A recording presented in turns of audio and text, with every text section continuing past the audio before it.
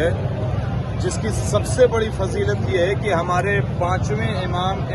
محمد باقر علیہ السلام مولا فرماتے ہیں کہ مسجد کوفہ کی عظمت اور فضیلت بالکل ویسے ہی ہے جیسے خانہ کعبہ کی۔ آپ دیکھیے مسجد کوفہ کی عظمت کیا ہے، امام فرما رہے ہیں جیسے آپ خانہ کعبہ گئے ہیں ویسے ہی مسجد کوفہ ہے، یعنی بالکل برابر ہے۔ لہذا اس مسجد کوفہ کو عام مسجدوں کی طرح نہ سمجھیے، بلکہ مسجد کوفہ ایک ایسی مسجد ہے کہ جس کے لیے امام جعفر صادق علیہ السلام فرماتے ہیں کہ اگر ہمارے شیعوں کو پتہ چل جائے مسجد کوفہ کی فضیلت کیا ہے، مسجد کوفہ کی عظمت کیا ہے، مسجد کوفہ کی بلندی کیا ہے، تو وہ دنیا میں چاہے جس کونے میں ہوگا، یعنی کائنات کے جس کسی بھی خطے میں ہوگا، اگر اسے مسجد کوفہ کی فضیلت کا اندازہ ہو گیا تو اگر چاہے اس کے راستے میں برف بچھا دی جائے اس کے باوجود وہ مسجد کوفہ کی زیارت کرنے ضرور آئے گا، اگر مسجد کوفہ کی فضیلت کا اسے اندازہ ہو جائے۔ لہذا مسجد کوفہ بہت ہی بافضیلت مسجد ہے، اور اس مسجد کے لیے ایک جملہ آپ کی خدمت میں پیش کروں کہ کائنات کی سب سے پہلی یہ جگہ ہے کہ جہاں پر اللہ کی عبادت ہوئی ہے۔ اللہ کی عبادت کائنات کی پہلی جگہ، یعنی زمین کا پہلا خطہ ہے۔ اب کہیں گے وہ کیسے؟ پہلے تو جناب آدم کے سامنے فرشتوں نے سجدہ کیا تھا، تو امام فرماتے ہیں کہ وہ جو فرشتے سجدہ کر رہے تھے وہ مسجد کوفہ میں سجدہ کر رہے تھے، یعنی وہ مسجد کوفہ کی زمین تھی جس پر اللہ نے ملائکہ کو حکم دیا کہ جناب آدم کے جسم میں روح پھونک دی ہے، اب تم سجدے میں چلے جاؤ، اور جب سجدے میں پہنچے تو وہ کوئی اور جگہ نہیں بلکہ مسجد کوفہ تھی۔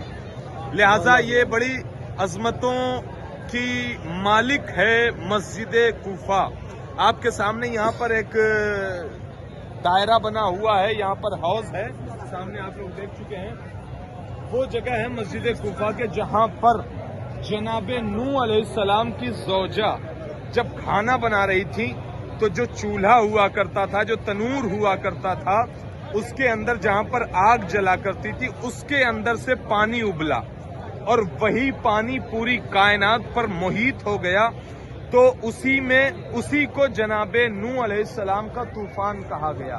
یعنی طوفان نوح آپ حضرات مجھ سے بہتر جانتے ہیں، جناب نوح علیہ السلام کے دور میں جو طوفان آیا تھا کائنات کی ہر چیز ختم ہو گئی تھی الا یہ کہ جو جناب نوح کی کشتی پر سوار ہو گیا وہی بچا۔ لہذا جناب نوح کا جو طوفان تھا وہ پوری کائنات میں پھیلا ہوا تھا، اور اس طوفان نوح کا آغاز یہیں سے ہوا تھا، مسجد کوفہ سے، اور وہ بھی ایک چھوٹی سی جگہ سے۔ لہذا یہاں پر بہت سارے مقامات ہیں، ان مقامات میں سے ایک مقام یہ ہے کہ جناب ابراہیم علیہ السلام نے یہاں پر نماز ادا کی ہے، جناب خضر علیہ السلام نے یہاں پر نماز ادا کی ہے، یہاں پر ہمارے اور آپ کے چھٹے امام جعفر صادق علیہ السلام نے نماز ادا کی، اور یہاں پر ہمارے چوتھے امام زین العابدین علیہ السلام نے نماز ادا کی،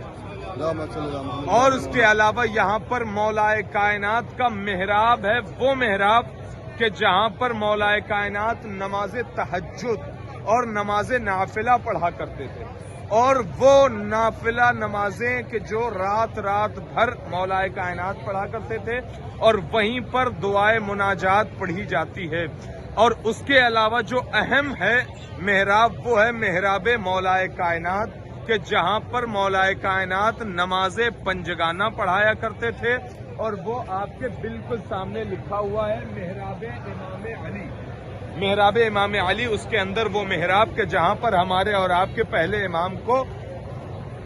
ضربت لگائی گئی تھی، سر سجدے میں تھا